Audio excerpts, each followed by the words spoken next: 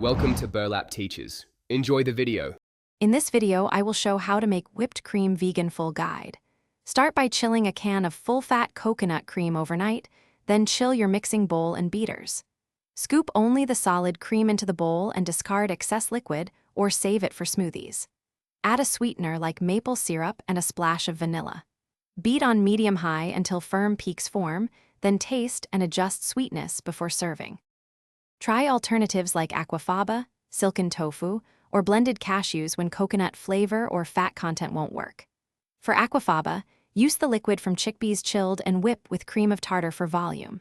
For silken tofu, blend until very smooth with sweetener and a bit of lemon for brightness.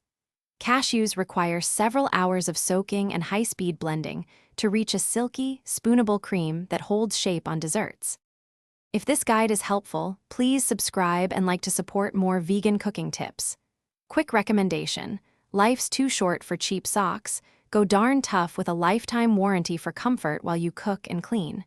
They're tough, comfy, and worth the switch, and you can find the link and more deals in the description. Thanks for the support. Now let's get back to the video. Flavor and stability matter for serving and presentation.